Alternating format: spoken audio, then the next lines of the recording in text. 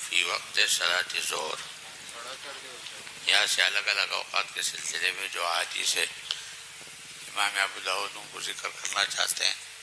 اور احادیث میں ہر طرح کے حدیث ہے، وہ بھی ہے جو حضرات حنفیہ کی مستدل ہے اور وہ بھی جو دیگر ائمہ کے مستدل ہے. صلاۃ ظہر کے بارے میں جمہور کا مسلک یہ ہے کہ اس میں ابراد تاخیر افضل ہے. امام شافعی مطلقاً تعجیل کے قائل ہیں. جمہوری بھی کہتے ہیں کہ موسم گرما میں ابراد تاخیر اور سردی کے موسم میں تعجیل. تو یہ سب سے پہلے فی وقت صلاۃ ظہر.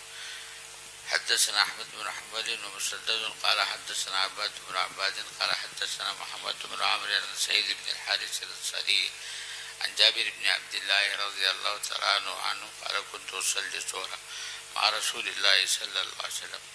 فرمایا کہ میں ظہر کی نماز حضرت صلی اللہ علیہ وسلم کے معیت میں پڑھتا تھا. لیکن دیکھو زمانے میں قالین نہیں تھے، کوئی دریا نہیں تھی، کوئی چٹائیں نہیں تھی، ویسی سیدھا سادہ فرش تھا. وہ فرش بھی سیمنٹ کا نہیں تھا، مٹی کا.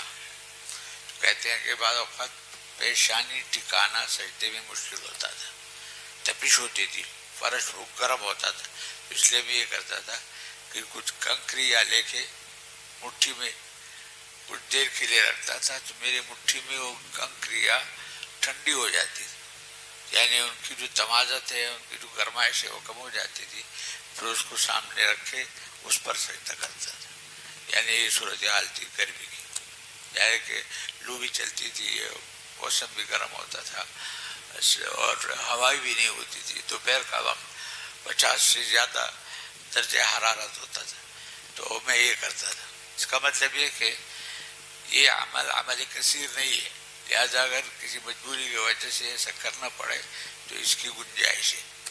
یہاں ایک اور مسئلہ ہے کہ امام شافعی رحمۃ اللہ علیہ کے نزدیک جو کپڑا انسان پہنا ہوا ہو، چادر ہے، قمیص ہے، توپ ہے، کوئی بڑی سی چیز ہے یا ردا ہے، تو اس کے کسی حصے پہ اگر سجدہ کیا جائے تو وہ جائز نہیں ہے.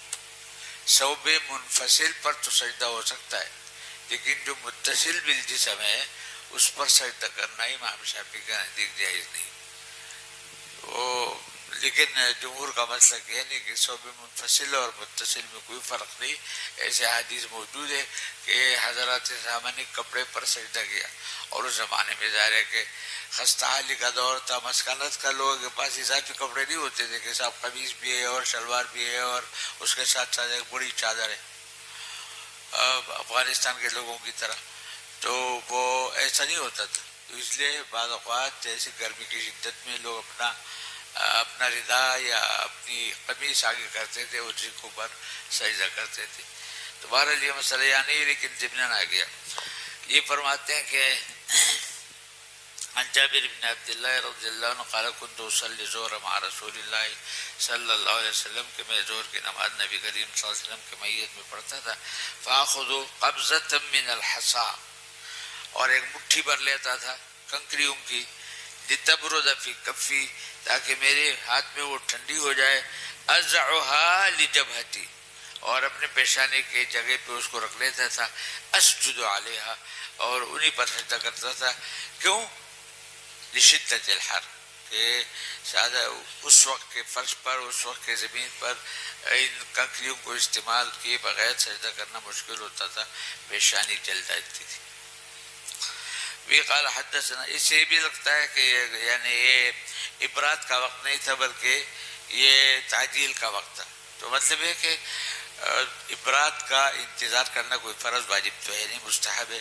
اور بعض اوقات ہو سکتا ہے کہ آپ نے فوراً نماز پڑھائی ہو بیان جواز کے لیے تو ہو سکتا ہے. وبه قال حدثنا عثمان بن ابي شيبه قال حدثنا عبيدة عن حميد عن ابي مالك الاشجعي سعد بن طارق عن كثير بن مدرك عن الاسود ان عبد الله بن مسعود قال كانت قدر صلاة رسول الله صلى الله عليه وسلم في الصيف 3 أقدام الى 5 أقدام وفي الشتاء 5 أقدام الى 7 أقدام. یہ دلچسپ بات ہے. کہتے ہیں جب ہم ظہر کی نماز پڑھتے تھے تو گرمی کے زمانے میں سایہ 3 قدم کے بقدر ہوتا تھا. 3 فٹ سمجھ لے قدم، یہ جو پاؤں کا قدم ہے 3 فٹ کے بقدر سایہ ہوتا تھا. یعنی سورج جب ڈھل جاتا تھا نا اور سایہ ہر چیز کا سایہ بن جاتا ہے، سایہ کا رخ کس طرف ہوتا ہے؟ مشرق کی طرف. تو اس کی مقدار کتنی ہوتی تھی؟ 3 سے لے کے 5 قدم تک. بعد شورا حدیث نے اس کا مطلب یہ بتایا کہ گرمی میں حجاز مقدس میں یعنی مدینے میں سایہ اصلی ہوتا نہیں تھا زوال کے وقت. تو اس لیے سایہ ہونے کا کیا مطلب ہے کہ زوال کی اتنے دیر کے بعد ابھی 3 قدم کا فاصلہ کب ہو جاتا ہے؟ یہ کم سے کم مثل اول کے قریب تک ہو جاتا ہے، مثل اول کے قریب تک. تو گرمی میں تو یہ وہاں سایہ اصلی بالکل نہیں ہوتا. سردی میں سایہ اصلی ہوتا ہے اور وہ سایہ اصلی 5 سے لے کے 7 قدم تک کا ہوتا ہے. تو گویا کہ گرمی میں بھی نماز جو ہے جلدی ہوتی تھی اور سردی میں بھی جلدی ہوتی تھی. اس کو بھی کہہ سکتے ہیں اور یہ بھی کہہ سکتے ہیں کہ مثل اول پر گرمی میں بھی نماز ہوتی تھی اور سردی میں نماز ہوتی تھی. یہ تحدید انہوں نے اس طرح کی کہ 3 قدم سے لے کے 5 قدم تک، یعنی گرمی کے آغاز میں 3 قدم اور پھر اختتام پر چونکہ تھوڑا سا سایہ اصلی بھی آ جاتا تھا تو اس لیے وہ وقت تھوڑا سا آگے نکل جاتا.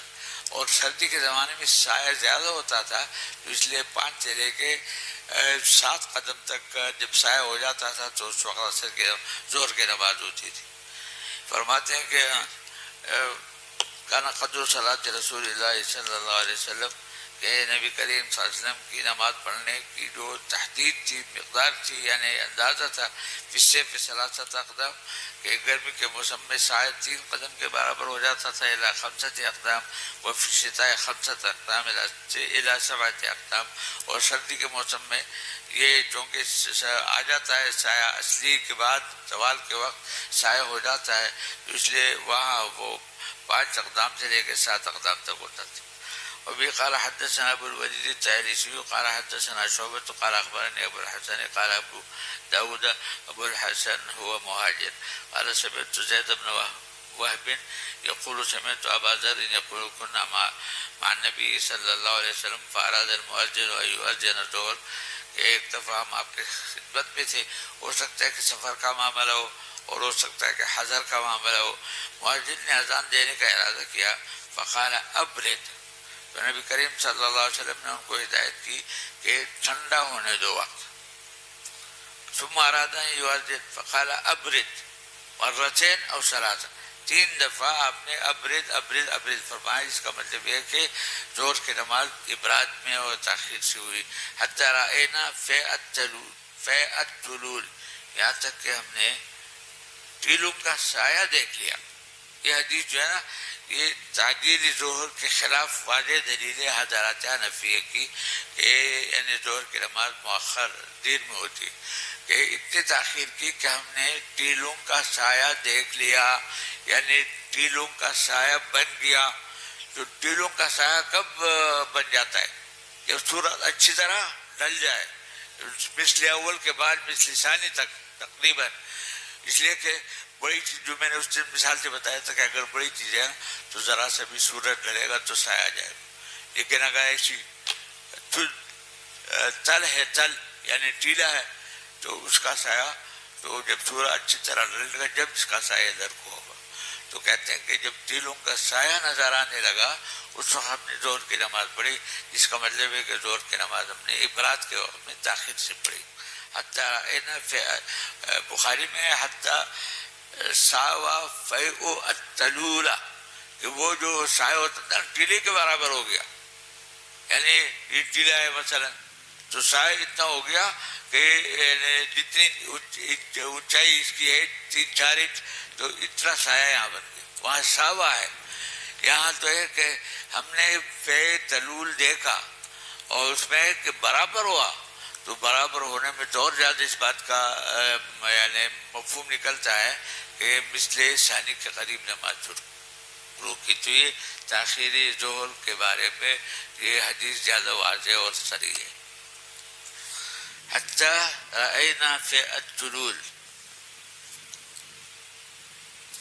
ثم قال ان شدت الحر من فیح جہنم، زبانی طور پر باپ نے سمجھایا کہ دیکھو گرمی کی جو شدت ہے یہ فیح جہنم میں سے، فاذا اشتد الحر فابردوا بالصلاۃ، لہٰذا اس نماز کو ٹھنڈا کرو، یعنی ٹھنڈے وقت میں ادا کرو، تاخیر سے ادا کرو.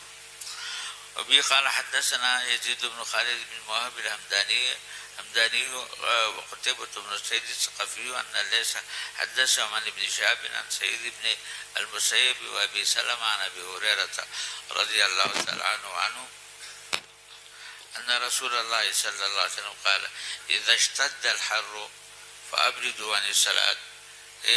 گرمی کی شدت میں ابراد سے کام لو، اور سردی میں ابراد کا انتظار کرنے کی ضرورت نہیں. چنانچہ حنف کا مسلک یہی ہے جمہور کا کہ سردی میں نماز جلدی ہوگی اور گرمی میں ذرا تاخیر سے ہوگی. فابردوا عن الصلاۃ قال ابن موہب بالصلاۃ. فابردوا عن الصلاۃ ایک روایت ہے، اور کہتے ہیں قول یہ ایک روایت کے الفاظ یہ ہے کہ فابردوا بالصلاۃ. مفہوم دونوں کا ہے کہ ان شدت الحر من فیح جہنم، کہ گرمی کی شدت جو ہے وہ جہنم کے انتشار اور اس کے اشتعال سے ہے. میں نے اس کا ذکر کیا تھا کہ بعض حضرات نے اس کو مجاز پر حمل کیا ہے، اور بعض حضرات نے فرمایا کہ من شدت من فیح جہنم کا مطلب ہے کہ جہنم اپنے حرارت سورج کو منتقل کرتا ہے، پھر قرب اور بعد کی وجہ سے زمین کے لوگ متاثر ہوتے ہیں. جہاں سورج قریب ہے یعنی خط استوا کے پاس ہے وہاں گرمی ہوتی ہے، اور قطب شمالی اور قطب جنوبی جہاں فاصلہ ہوتا ہے تو یعنی وہ جو گرمی کی شدت ہے وہ جہنم سے براہ راست زمین پہ نہیں آتی بلکہ سورج کے واسطے سے آتی. لہذا زمین میں جہاں ٹھنڈک ہے وہ اس وجہ سے کہ سورج کا فاصلہ ہے، اور جہاں گرمی ہو اس وجہ سے کہ سورج قریب ہے، زیادہ دور نہیں ہے. اس وقت بھی بعض علاقہ ایسے ہیں کہ وہاں برف پڑ رہی، یعنی ہمارے ملک کے علاوہ ایسے علاقے ہیں کہ جہاں دسمبر اور جنوری کا موسم ہے تقریباً، اور بعض ایسا ہوتا ہے کہ یہاں سخت سردی ہوتی ہے اور وہاں ہر چیز تپ رہی ہوتی ہے، گرمی ہوتی ہے. اس کا تعلق ہے سورج سے. قطب شمال کی طرف مائل ہو جاتا ہے سورج تو وہاں گرمی ہوتی ہے، یہاں سردی ہو جاتی ہے، اور قطب جنوبی کی طرف مائل ہو جاتا ہے تو وہاں گرمی آ جاتی ہے، یہاں سردی ہو جاتی ہے. ان شدت الحر من فیح جہنم.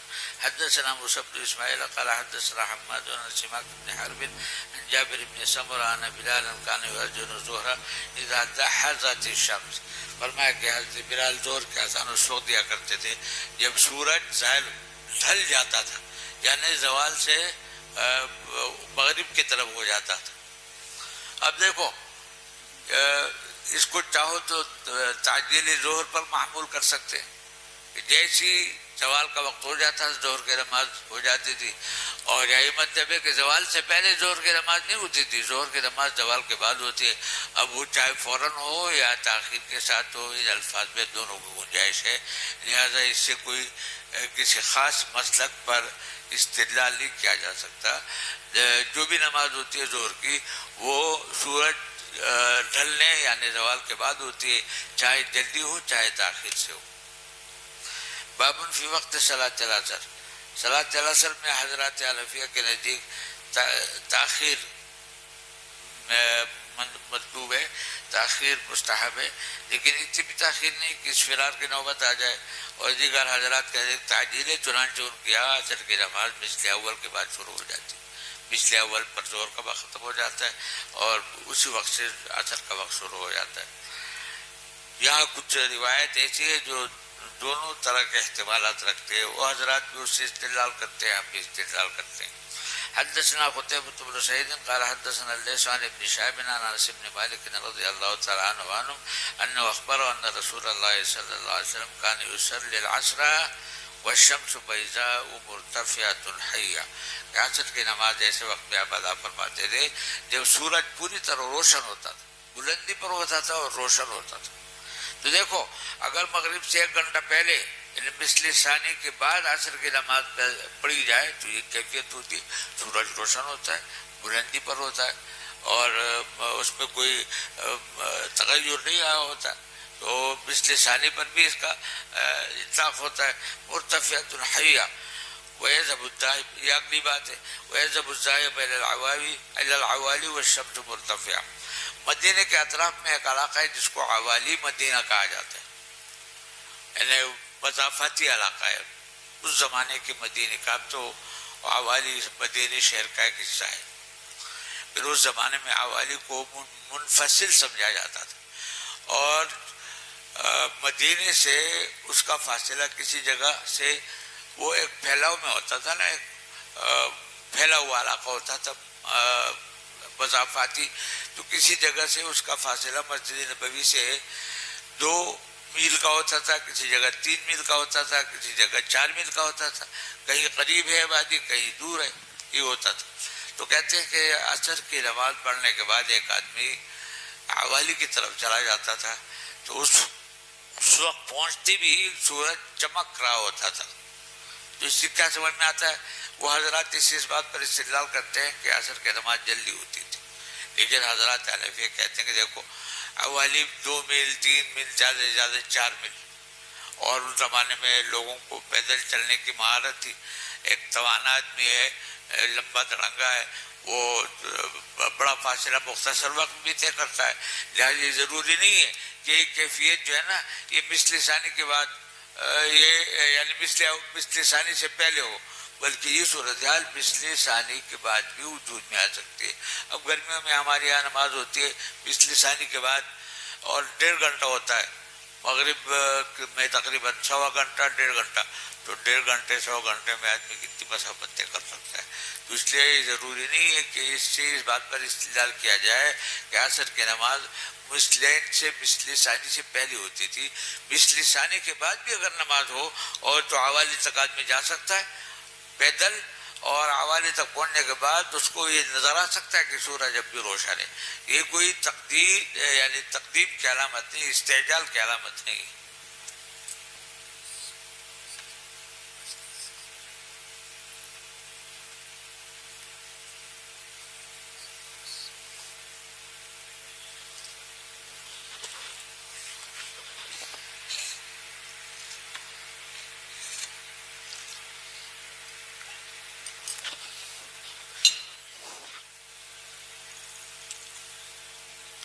وَيَذْهَبُ الذَّاهِبُ إِلَى الْعَوَالِ، ایک جانے والا مسجد میں نماز پڑھ کے عوالی تک جاتا تھا. وَالشَّمْسُ مُرْتَفِعَةٌ، ایسی حالت میں کہ سورج اب بھی وہاں پہنچ کے بلندی پر نظر آتا تھا.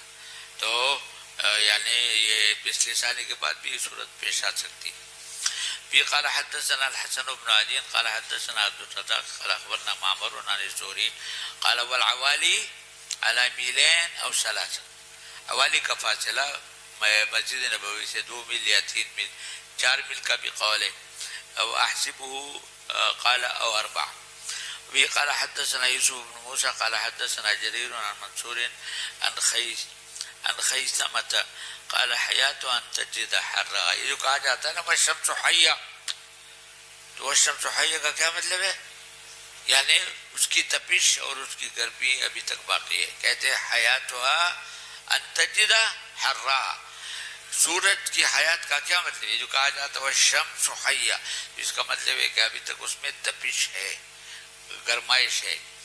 حدثنا القعنبي قال حدثنا القعنبي قال قرأت على مالك بن انس عن ابن شهاب قال عروة ولقد حدثتني عائشة رضي الله تعالى عنها ان رسول الله صلى الله عليه وسلم كان يصلي العصر والشمس في حجرتها قبل ان تظهر، کہ جب آپ عصر کی نماز پڑھتے تھے یا پڑھاتے تھے تو ابھی تک دھوپ میرے حجرے میں ہوتی تھی اور دیوار پر نہیں پہنچی ہوئی ہوتی تھی. اس کی تفصیل میں نے سمجھائی تھی کہ حجرے سے اگر مکان محتجر لیا جائے یعنی صحن،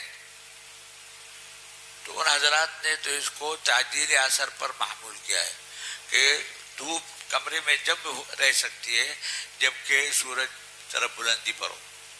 تو شعاع آئیں گی تو وہ زمین کے اوپر دھوپ پڑے گی. سورج جب اور ڈھل جائے تو پھر وہ دھوپ زمین سے ہٹ کے سامنے کی دیوار پہ آ جاتی. تو اس کو مستدل بنایا. لیکن میں نے عرض کیا تھا کہ یعنی اس کو استعجال پر اس وقت حمل کیا جا سکتا ہے جبکہ یہ تصور کیا جائے کہ دیواریں اونچی اونچی ہو. دیواریں اگر اونچی ہے تو ایسی صورت میں اونچی دیواروں کی صورت پہ سورج جب بلندی پر ہوگا جب آئے گی اور سورج ذرا سا ڈرے گا تو دیوار کا سایہ پڑے گا زمین پہ اور وہ دھوپ ادھر چلی جائے گی.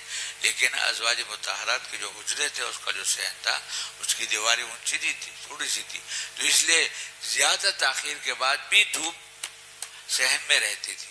تو اس لیے یقینی علامت نہیں ہے تعجیل عصر کی، بلکہ اس کو تاخیر عصر پر بھی منطبق کیا جا سکتا ہے. تعجیل کی علامت، تعجیل کی دلیل یہ جب بنے گی جب کہ ہم اس بات کا تصور کریں کہ دیواریں اونچی تھی. تو ایسی صورت میں ظاہر کے صحن میں دھوپ جب آ سکتی ہے جبکہ سورج بلندی پر ہو، اور سورج جب ذرا سا ہٹ جائے تو پھر ظاہر ہے پھر. لیکن وہاں ایسا نہیں تھا، وہاں تو دیواریں مختصر تھی، لہٰذا اگر سورج ڈھل بھی گیا کافی حد تک پھر بھی دیکھو دھوپ یہاں پڑ رہی ہے، اس لیے کہ کوئی رکاوٹ نہیں ہے دیوار. تو یہ فرمایا کہ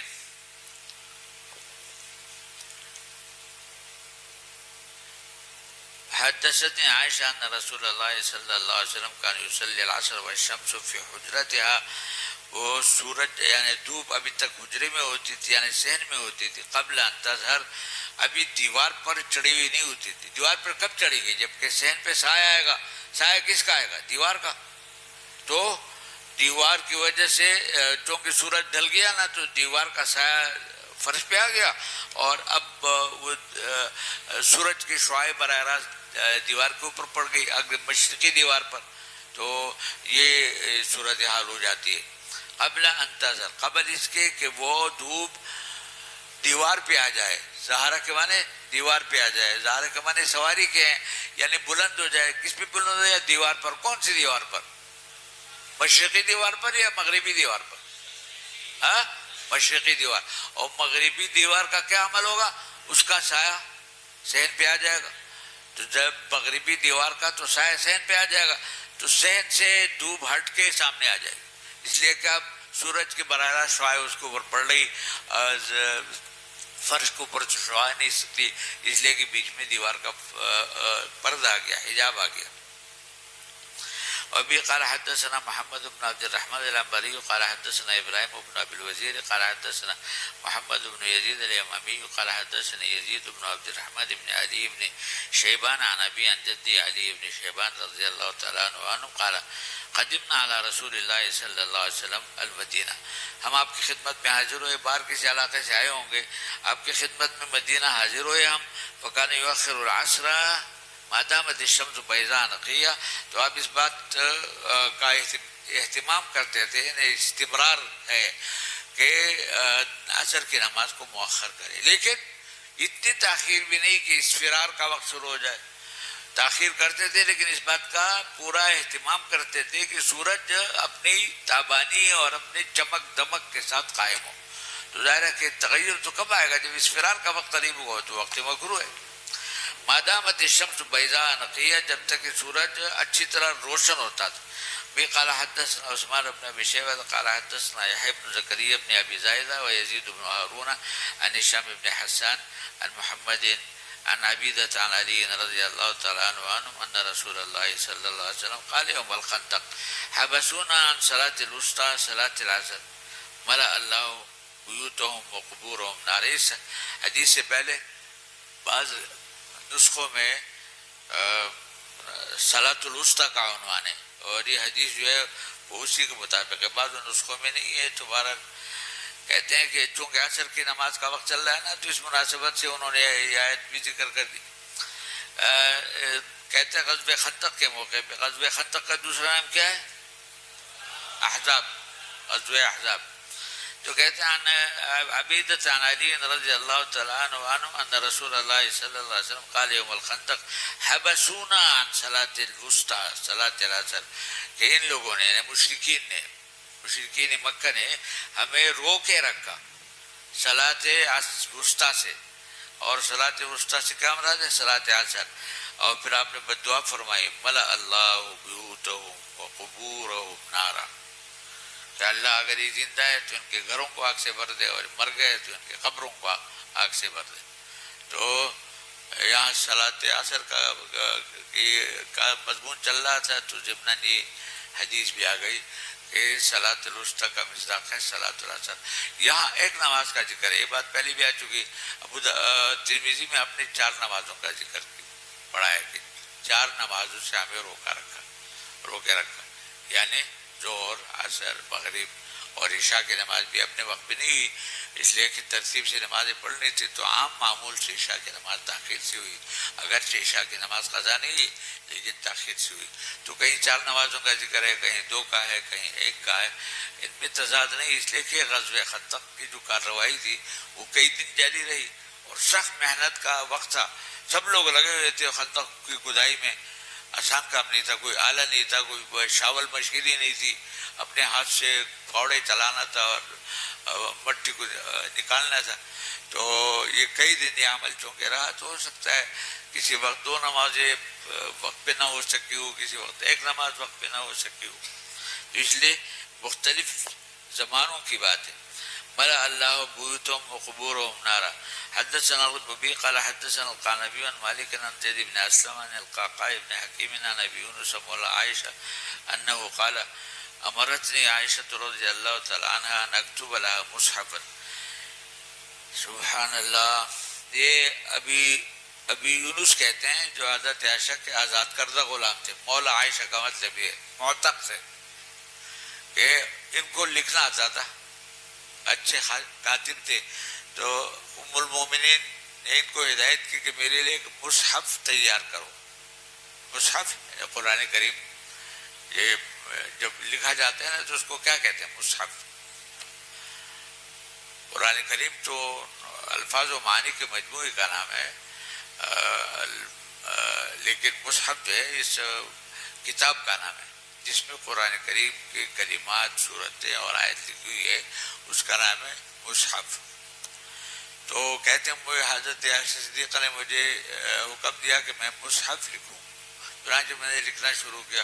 تو انہوں نے ساتھ ساتھ یہ بھی فرمایا تھا کہ دیکھو جب اس آیت پر پہنچو نا لکھتے لکھتے تو مجھے بتانا، حافظوا علی الصلوات والصلاۃ الوسطی وقوموا للہ قانتین، یہاں تک پہنچو تو مجھے خبر کر لینا، مجھے بتانا کہ میں یہاں تک پہنچ گیا۔ چنانچہ میں نے لکھتے لکھتے یہاں تک پہنچا تو میں نے اماں جان سے عرض کیا کہ میں یہاں تک آ گیا، تو انہوں نے والصلاۃ الوسطی کے بعد ایک کلمے کا اضافہ کیا، صلاۃ العصر، تو اس طریقے سے میں نے لکھ دیا۔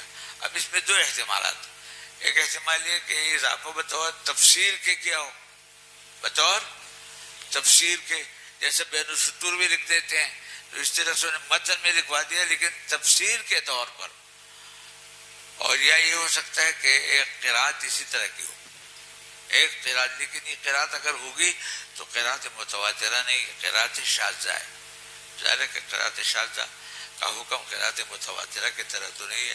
تو بہرحال یہ یعنی صلاۃ الوسطی کی تفسیر میں انہوں نے صلاۃ العصر کا اضافہ کیا اور یہ فرمایا کہ میں نے نبی کریم صلی اللہ علیہ وسلم سے اسی طرح سنا ہے۔ صلاۃ الوسطی کے مصداق میں جیسے پہلے بھی آپ نے پڑھا ہے 15-20 اقوال ہے، مشہور اقوال 3 ہیں۔ عصر جو زیادہ تر سلف کا قول ہے، ظہر اور فجر، لیکن اقوال اور بھی ہے سارے نمازوں کے بارے میں۔ اکتب لها مصحفا وقالت اذا بلغت هذه الآية کہ جب لکھتے لکھتے تم اس آیت تک پہنچو فآذنی، آذنا یوزنو کے معنی مجھے اطلاع کر دو، حافظوا علی الصلوات والصلاۃ الوسطی فلما بلغتها آذنتها، جب میں پہنچا تو میں نے اماں جان کو اطلاع کر دی، فاملت علیہ، املا املا کے معنی میں، تو انہوں نے مجھے املا کروایا، کہیں کا؟ صلاۃ العصر کا، حافظوا علی الصلوات والصلاۃ الوسطی وصلاۃ العصر، وہ تفسیریہ ہے، وقوموا للہ قانتین، ثم قالت عائشہ رضی اللہ تعالیٰ عنہ سمعتها من رسول اللہ صلی اللہ علیہ وسلم، یہ اضافہ جو ہے میں اپنی طرف سے نہیں کر رہی بلکہ یہ اس طریقے سے میں نے نبی کریم صلی اللہ علیہ وسلم سے سنا ہے۔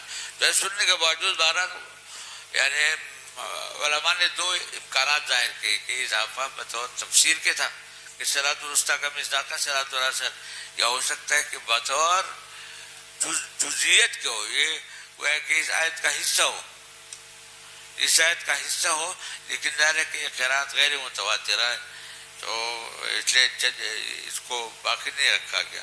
سمعتها من رسول الله صلى الله عليه وسلم. حدثنا محمد بن المثنى قال حدثني محمد بن جعفر قال حدثنا شعبة قال حدثني عمرو بن أبي حكيم قال سمعت الزبرقان يحدث عن عروة بن الزبير عن زيد بن ثابت رضي الله تعالى عنه قال كان رسول الله صلى الله عليه وسلم يصلي الظهر بالهاجرة. کہتے ظہر کی نماز آپ نصف النہار میں پڑھا کرتے تھے. حاجرہ وہ گرمی کا وقت ہوتا ہے. ولم يكن يصلي صلاة أشد على اصحاب رسول اللہ صلی اللہ علیہ وسلم منها. اور کہتے ہیں سب سے زیادہ بھاری نماز حضرات صحابہ کے حق میں ہی ہوتی تھی. بھاری اس لیے کہ تیز گرمی کا وقت ہوتا تھا, ایسے میں چل کر آنا اور اس گرمی کی تپش میں آسان کام نہیں تھا.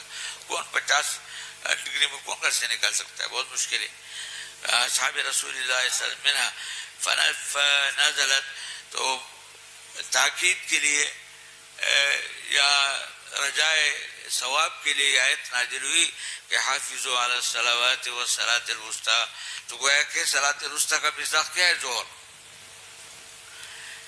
وقال ان قبلها صلاتین وبعدها صلاتین. ضروری نہیں کہ اضافہ جو ہے یہ صحابی کی طرف سے ہو سکتا ہے کہ اضافہ کسی بات کے راوی کی طرف سے ہو کہ یہ ظہر صلاۃ وسطی اس لیے ہے کہ اس سے پہلے 2 نمازیں, اس کے بعد 2 نمازیں.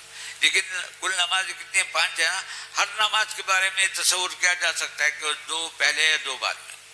لیکن یہاں 2 پہلے اور 2 بعد کا مطلب یہ کہ ظہر سے پہلے ایک نماز نہاری ہے اور ایک لیلی ہے. پہلے نہاری کون سی؟ فجر. اور لیلی کون سی؟ عشاء. اور اس کے بعد بھی 2 نمازیں, ایک نہاری اور ایک لیلی. نہاری کون سی؟ عصر. اور لیلی مغرب. تو اس لحاظ سے قبل صلاتین اور بعد صلاتین کی اہمیت اس لحاظ سے ہے. ورنہ کوئی بھی نماز ہے 5 میں سے تو 2 ادھر ہے 2 ادھر ہے. ہر نماز کو یہ کہہ سکتے ہیں کہ یہ صلاۃ الوسطی ہے, قبلہ صلاتین اور بعد صلاتین. لیکن یہاں جو تعبیر ہے وہ اس انداز کی کہ اس نماز سے پہلے 2 نمازیں احداہما نہاریہ والاخری لیلیہ وکذالک بعد. استاذ السؤال. جی.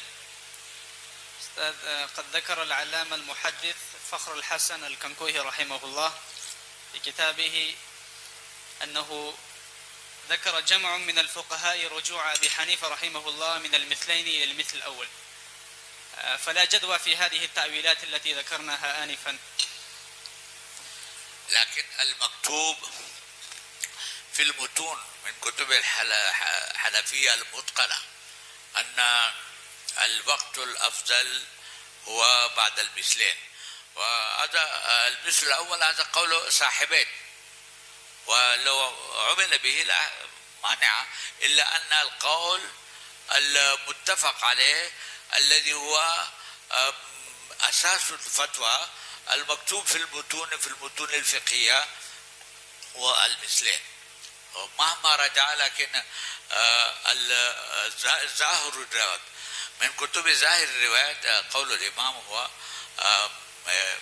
يعني ظاهر في المثل الثاني لا في المثل الأول.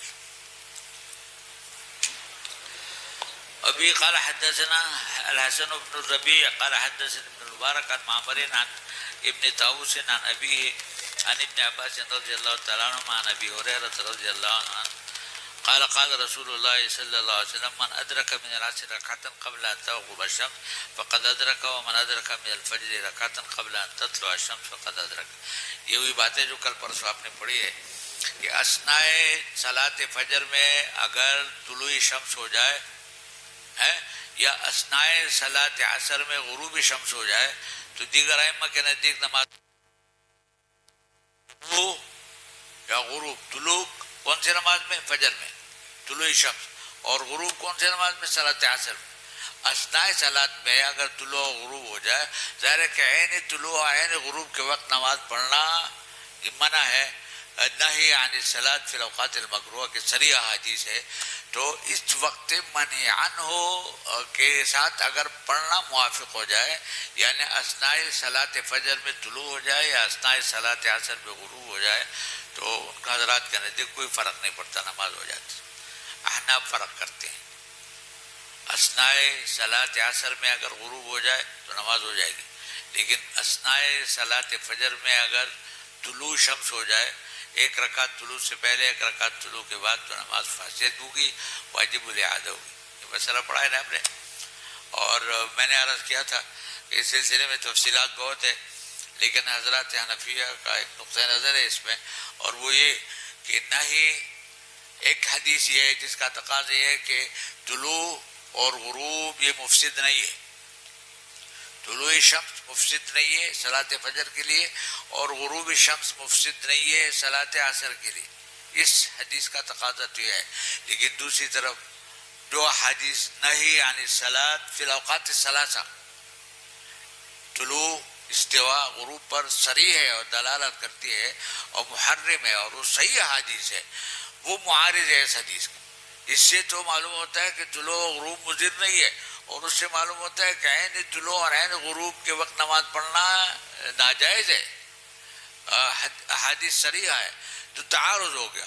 تو اس تعارض کے نتیجے میں ظاہر ہے کہ ہم کوئی ترجیح نہیں دے سکتے، تو ایسی صورت میں رجوع الی القیاس ہوگا۔ کیا ہوگا؟ رجوع الی القیاس۔ اور جب ہم قیاس کی طرف رجوع کرتے ہیں تو قیاس کا تقاضا یہ ہے کہ طلوع کو مفسد ہونا چاہیے لیکن غروب کو مفسد نہیں ہونا چاہیے، ہے نا۔ اور میں نے بتایا تھا کیوں، اس کی وجہ کیا ہے کہ نماز کا سبب وجوب کیا ہے؟ وقت نماز کے لیے ظرف ہے، اور سبب وجوب کل وقت نہیں ہے، نہ جز اول ہے، ورنہ اگر جز اول کو سبب بنایا جائے تو اس کا مطلب یہ ہے کہ اگر نماز بعد میں ہو رہی ہے تو وہ گویا کہ ادان نہیں ہوگی بلکہ قضان ہوگی۔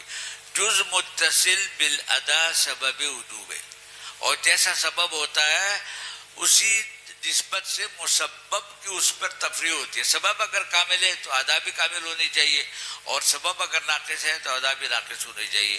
فجر میں طلوع شمس سے پہلے جتنے اجزاء ہے سب کامل ہے، لہذا اگر طلوع شمس سے پہلے کسی نے نماز کا آغاز کیا تو جز متصل بالادا سبب وجوب بنا، لہذا جب سبب کامل ہے تو ادا بھی کمال کے ساتھ ہونی چاہیے۔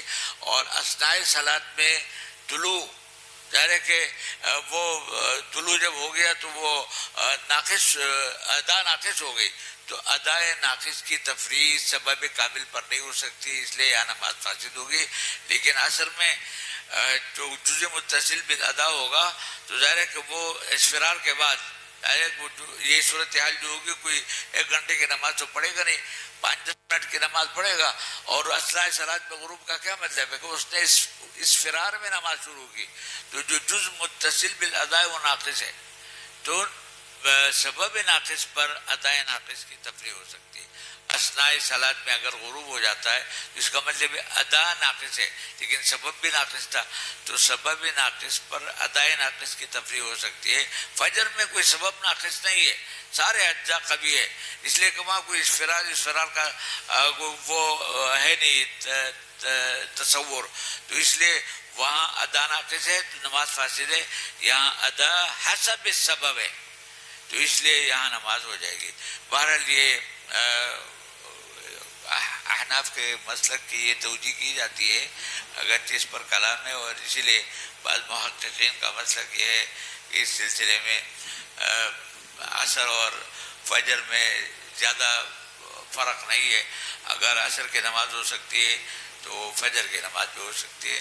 عام حالات میں انسان کو احتیاط کرنی چاہیے، وہاں بھی غروب کی نوبت نہ آئے، یہاں بھی طلوع کی نوبت نہ آئے، لیکن اگر احیاناً ہو جائے تو نماز قضا نہ کرے بلکہ قریب طلوع شروع کرے اگرچہ درمیان میں طلوع ہو۔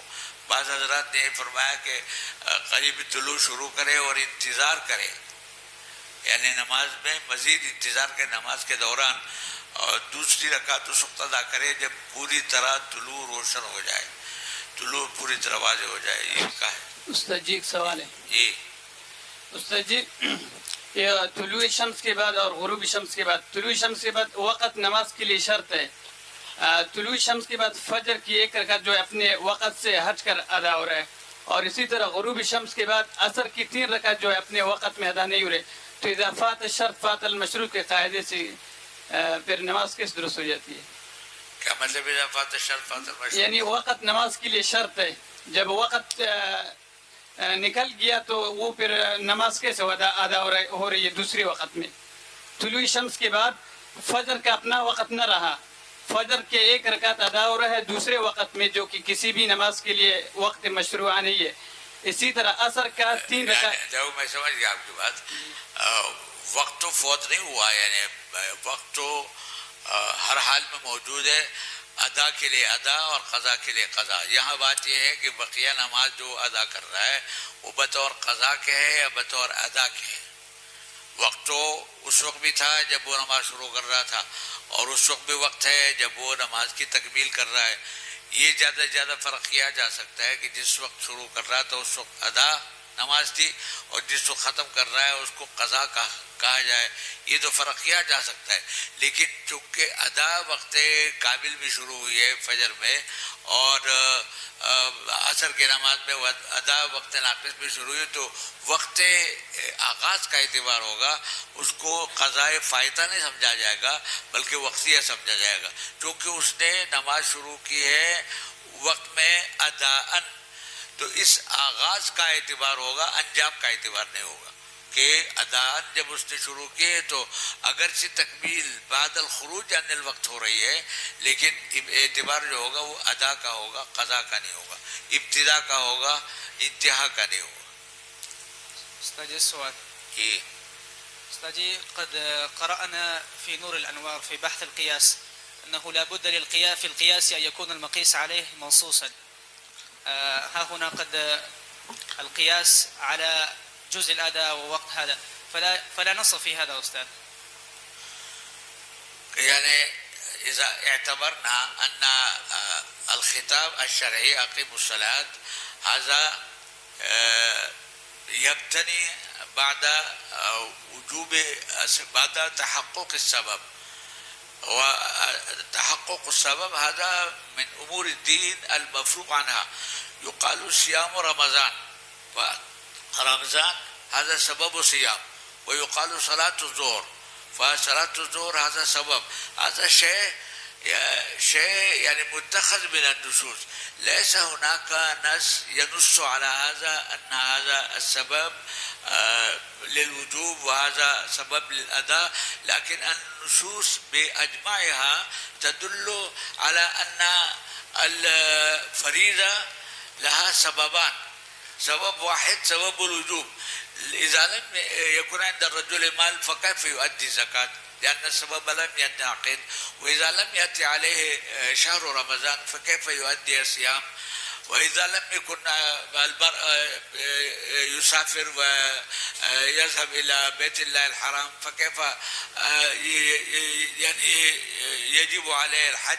فليس منصوص بصورته، لكن النصوص بأجمعها تدل على أن كل فريضة لها سببان.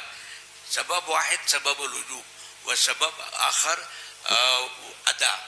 فالأداء هو منصوص، أقيموا الصلاة وأدوا الزكاة وآتوا الزكاة. وسبب الوجوب هذا متخذ من النصوص. فمع القياس المقيس عليه يكون منصوصا ظاهرا أو أصلا ومقيسا عليه دلالة. فهنا السبب ثابت بالنصوص دلالة، وإن لم يكن ثابتا نصا وعبارة. هذا شيء مفروغ عنه. صحیح تہجد کی نماز کا بھی بتا دیں. اگر کوئی شخص تہجد کی نماز پڑھے اور فجر کا وقت داخل ہو گیا تو یہ بھی پھر اس کی نماز نہیں ہوگی؟ جیسے فجر کی نماز پڑھ لے اور طلوع شمس ہو گیا. نماز تو ہو جائے گی، لیکن کراہت کے ساتھ ہوگی، اس لیے کہ ان اوقات میں نماز پڑھنا مکروہ ہے. جو فرائض ہے ان کے لیے تو وقت جو ہے نا وقت سبب وجوب ہے، لیکن نوافل میں تو توسع ہے. اگر کوئی شخص نفل نماز شروع کرتا ہے اور عصر کا وقت یعنی فجر کا وقت داخل ہو جاتا ہے تو اس کا نماز پڑھنا مکروہ ہوگا، فاسد نہیں ہوگی نماز. اس لیے کہ نفل کے لیے جو وقت ہے وہ موسع ہے، ظرف ہے، فاسد نہیں ہوگا. وابي قال حدثنا القعنبي عن مالك عن العلاء عن عبد الرحمن انه قال دخلنا على انس بن مالك بعد الظهر فقام يصلي العصر فلما فرغ. یہ حدیث بھی آپ نے پڑھی ہے کہ حضرت انس کے خدمت میں ہم حاضر ہوئے ظہر کی نماز پڑھ کے، تو انہوں نے کہا کہ چلو عصر کی نماز پڑھتے ہیں. تو اس سے استدلال کیا ہے کہ دیکھو ظہر کی نماز پڑھ کر آئے تھے وہ، اور حضرت انس نے کیا فرمایا، چلو عصر کی نماز پڑھتے ہیں. اس کا مطلب یہ کہ عصر کی نماز ابتدائی وقت ہوئی، ظہر کے فوراً بعد ہوئی تقریباً. لیکن جیسا عرض کیا گیا تھا کہ خلفائے بنو امیہ کا طریقہ یہ تھا کہ وہ ظہر کی نماز عام نمازوں کے اوقات میں اوقات کا زیادہ اہتمام نہیں کرتے تھے، بلکہ اوقات کو نکلنے دیتے تھے. تو ایسے میں اگر کسی گورنر نے ظہر کی نماز تاخیر میں پڑھائی ہو اور اس کے بعد یہ آئے ہو اور عصر کی نماز شروع کی ہو، تو یہ نہیں کہہ سکتے کہ عصر کی تعجیل ہے، بلکہ عصر اپنے وقت پر ہے. تاخیر کی وجہ سے یہ تعجیل نظر آتی ہے، اور تاخیر ہوئی ہے ظہر کی نماز میں. تو اس لیے اس کو تعجیل عصر کی دلیل بنانا یعنی ظاہر نہیں ہے، محتمل تو ہے لیکن ظاہر نہیں ہے، اس لیے کہ ظہر کی تاخیر پر یہ عصر کی تعجیل مبنی ہے. تو جب ظہر کی نماز مؤخر ہو گئی، مثلین تک پہنچ گئی، تو ایسے میں تو عصر کی نماز معجل نہیں سمجھی جائے گی بلکہ اپنے وقت پر سمجھی جائے گی. لیکن اس لحاظ سے وہ مستعجل سمجھی جاتی ہے کہ ظہر کے فوراً بعد، ظہر کی نماز کے فوراً بعد عصر کی نماز ہو رہی. لیکن ظہر کی نماز اگر دیر میں ہوئی ہے تو عصر کی نماز تو اپنے وقت پر ہوئی ہے.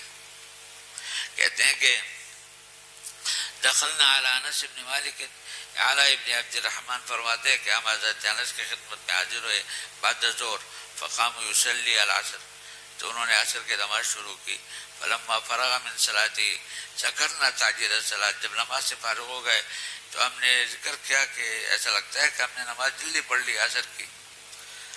او ذکرہا، یا شاید خود انہوں نے اس کا تذکرہ کیا کہ آپ لوگ زور پڑھ کر آئے تھے اور ہم نے عصر کی نماز جلدی پڑھ لی.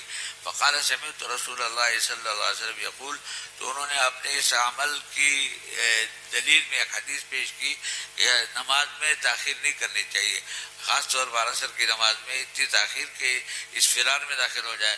سمعت رسول اللہ صلی اللہ علیہ وسلم یقول تلک صلاۃ المنافقین، تلک صلاۃ المنافقین، تلک صلاۃ المنافقین، کہ یہ منافقین کا طریقہ ہے نماز پڑھنے کا. کیا طریقہ؟ یجلس احدہم، ایک آدمی بیٹھا رہتا ہے حتی اذا اصفرت الشمس، اور جب وہ دیکھتا ہے کہ اب سورج کی روشنی کم ہو گئی اور اصفرار شروع ہو گیا، فکانت بین قرنی شیطان، اور وہ اصفرار کے ساتھ ساتھ وہ نوبت بھی آ گئی کہ سورج شیطان کے دو سینگوں کے درمیان آ گیا. او علی قرنی شیطان قاما، تو ابھی فوراً اس کو خیال آتا ہے کہ مجھے نماز پڑھنی چاہیے، کھڑا ہو جاتا ہے. فنقر اربعا، اور 4 ٹھونگے مارتا ہے، یعنی 4 رکعتیں جلدی جلدی، اس لیے کہ اب وقت تک جا رہا ہے، اس فرار کا وقت تو شروع ہو گیا تھا، جلدی جلدی 4 ٹکرے مارتا ہے اور وقت مختصر ہوتا ہے، اس لیے لا یذکر اللہ عز وجل فی الا قلیلا. سورہ فاتحہ اور سورت سے اہتمام سے ہونا چاہیے، یا سجود اور رکوع کے اندر جو اطمینان ہونا چاہیے وہ نہیں کرتا، جلدی جلدی جلدی مچاتا ہے. تو چونکہ یہ حدیث ہے اور اس میں اس طرح تاخیر کو ہے کہ شیطانی عمل قرار دیا گیا ہے، اس لیے میں نے سوچا کہ ہم اپنی نماز جلدی پڑھ لیں تاکہ اس حدیث کے وعید سے بچ جائے. یہ کس نے بات کہی؟ حضرت انس نے. انس سے کہ آپ لوگوں کو خیال آ رہا ہوگا کہ نماز ہم نے جلدی پڑھ لی، لیکن عصر کی نماز میں اتنی تاخیر نہیں ہونی چاہیے کہ جو اس فرار کے حدود. تو چونکہ ایک عادت سے بن گئی تھی نا، ساری نمازیں خلفائے بنو امیہ کی وجہ سے لوگ دیر میں پڑھنے لگے تھے. تو جس طرح ظہر کی نماز میں تاخیر ہوئی، عصر کی نماز میں معمول یہ ہوگا کہ اس فرار میں پڑھتے ہوں گے. تو اس کے خلاف یہ اس پر نکیر کرنے کے لیے حضرت انس نے وقت میں نماز پڑھی اس فرار سے پہلے، اور اپنے اس عمل کی تو یہ دلیل پیش کی کہ نمازوں میں تاخیر نہیں کرنی چاہیے. حتی اذا اصفرت الشمس فكانت بين قرني شیطان او قال على قرني شیطان قام فنقر 4 لا يذكر الله عز وجل في الا قليلا. وبه قال حدثنا عبد الله بن مسلمة عن مالك عن نافع عن ابن عمر رضي الله تعالى عنه ان رسول الله صلى الله عليه وسلم قال الذي تفوته صلاة العصر کہ جس کے عصر کی نماز فوت ہو جائے، فوت ہونے کا یہ بھی مطلب ہے کہ قضا ہو جائے، اور یہ بھی مطلب ہے کہ وقت مستحب نکل جائے، اس فرار میں پڑے، فکانما وتر اہلہ و مالہ، تو گویا کہ اس نے اپنے گھر والوں کا بھی نقصان کیا، جان کا بھی نقصان کیا، مال اور مال کا بھی نقصان کیا. یعنی اس کو ایسا سمجھنا ہے جس طرح انسان کو صدمہ ہوتا ہے جانی اور مالی نقصان کا، اسی طرح نمازوں میں اوقات کی رعایت نہ رکھنے کا بھی اتنا ہی خسارہ ہے جتنا جانی اور مالی نقصان کا خسارہ ہے. جی چلیے. قال ابو داود وقال عبد الله بن عمر رضی اللہ تعالی عنہ اترا واختلف على ایوب فيه وقال الزهري. عبداللہ بن عمر اترا مطلب یہ کہ یہ جو لغت ہے نا دونوں طریقے سے یہ کلمہ استعمال کیا جاتا ہے، اترا اور اترا. اصل میں تو واو ہے لیکن تخفیفاً بعض اوقات واو کو حمزہ سے تبدیل کر دیا جاتا ہے، جیسے وجوہ کو اپنے علم الصغر میں پڑھا ہے وجوہن کہہ دیتے ہیں، تو یہ تبدیل خلاف قیاس ہے، لیکن اترا کی بجائے اترا بھی پڑھ سکتے ہیں، اور یعنی دونوں مربی ہے دونوں طریقے سے. قال ابو داود وقال عبداللہ بن عمر اترا واختلف على ایوب فی. ایوب سے جو جن تلامذہ نے اس حدیث کو روایت کیا ہے تو ان تلامذہ کے انداز میں بھی دونوں قول ہے، کسی نے اترا کہا اور کسی نے وترا کہا. واختلف عن ایوب فی وقال الزہری عن سالم عن ابی عن النبی صلی اللہ علیہ وسلم قال وترا. اور یہ جو روایت ہے زہری کی اس میں بھی وترا ہے. یہ وبه قال حدثنا محمود بن خالد قال حدثنا الوليد قال ابو عمرو يعني الاوزاعي وذلك ان ترمى على الارض من الشمس صفراء. یعنی یہ جو فرمانا کہ تفوت صلاۃ العصر، تو کہتے تفوت صلاۃ العصر کا مصداق کیا ہے کہ سورج کی روشنی مدھم ہو جائے، پیلا پن آ جائے اور پیلاہٹ زمین بھی ہو جائے، تو یہ وقت مستحب کو نکال کے وقت مکروہ میں نماز پڑھنا، یہ ہے فوت صلاۃ عصر. الذی تفوت صلاۃ العصر کا مصداق یہ ہے. بالکل وقت نکال کر اس کو قضا کرنا یہ تو اور زیادہ شنیع بات ہے، لیکن وقت مستحب کو نکال کر وقت مکروہ میں نماز پڑھنا یہ بھی اتنے بڑے خسارے کی بات ہے کہ فکانما وتر اہلہ و مالہ. جی کیا خیال ہے یار؟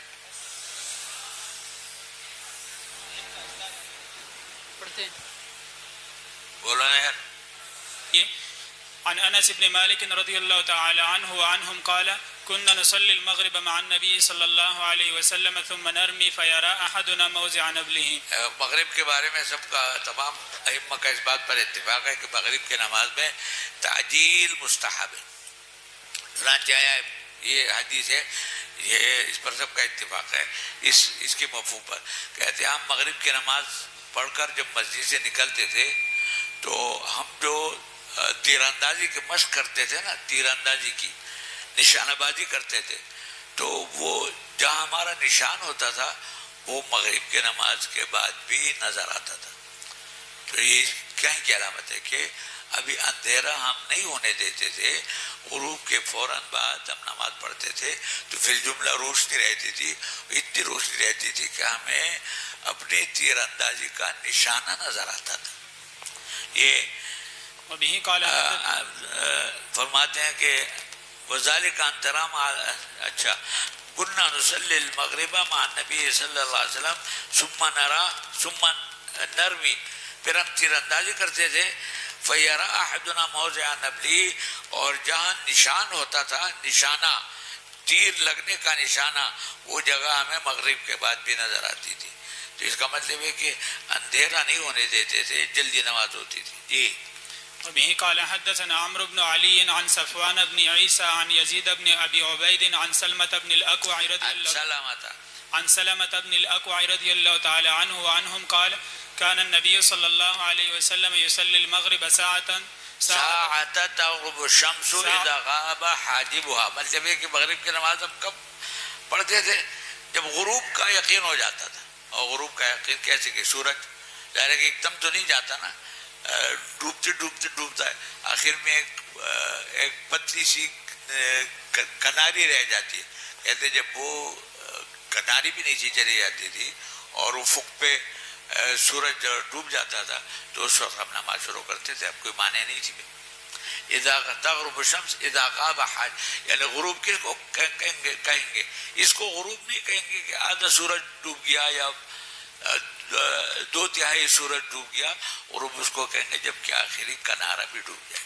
اذا غاب حاجب ہوا، آخری کنارہ.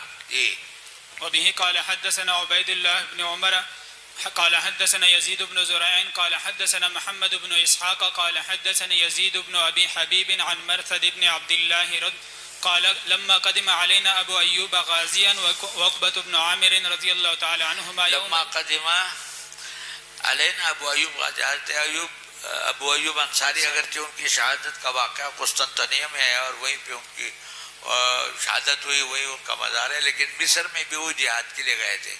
یا مصر کا واقعہ ہے کہ جب وہ مجاہد بن کر آ گئے تھے، وہ عقبہ بن عامر نے امیزن علی مصر فتح ہو گیا تھا، اور حضرت عقبہ ابن عامر مصر کے گورنر تھے، والی تھے. اس دوران حضرت ابو ایوب آئے. فاخر المغرب، تو حضرت عقبہ ابن عامر نے کیا کہ مغرب کی نماز ذرا مؤخر کر دی. فقام الیہ ابو ایوب، تو حضرت ابو ایوب کھڑے ہو گئے. فقال له، اور ان کا مواخذہ فرمایا کہ ما هذه الصلاة یا عقبہ، یہ کون سی نماز ہے؟ قال شغلنا، تو حضرت عقبہ ابن عامر نے فرمایا کہ اصل میں ہم کچھ مسلمانوں کے اجتماعی معاملات میں مشغول تھے، اس لیے ہمیں تھوڑی سی دیر ہو گئی. مشغولیت کی وجہ سے مغرب کی نماز شروع کرنے میں دیر ہو گئی. شغلنا. قال اما سمعت رسول اللہ صلی اللہ علیہ وسلم، کہ تم نے نہیں سنا آپ صلی اللہ علیہ وسلم کو یقول لا تزال امتی بخیر، او قال علی الفطرہ ما لم یؤخروا المغرب الى ان تشتبک النجوم، کہ جب تک کہ وہ مغرب کی نماز کو اتنا مؤخر نہ کرے کہ جو ستارے ہیں وہ بھر بھر کر جمع ہو جائے. اتنی تاخیر کرنا، یہ مغرب کی نماز کو گویا کہ معطل کرنا، یہ گناہ کی بات ہے، یہ خیر کی بات نہیں، یہ شر کی بات ہے. انت قلت لي بالامس هذا وقت الكراهه بسبب ان يستلزم تاخير المغرب، اما هذا الوقت لو قام احد يصلي الفوائد فلا مانع له، اما وقت العصر هو مكروه لذاته، فلو قام احد يصلي الفوائد لا تجوز. اما في هذا الوقت بعد اشتباك النجوم لو اراد احد ان يصلي الفوائد لا مانع له. فهذه الكراهه ليس هذا الوقت ليس كوقت العصر. هذا الوعيد هذا بسبب تأخير المغرب لا بسبب اشتباك النجوم.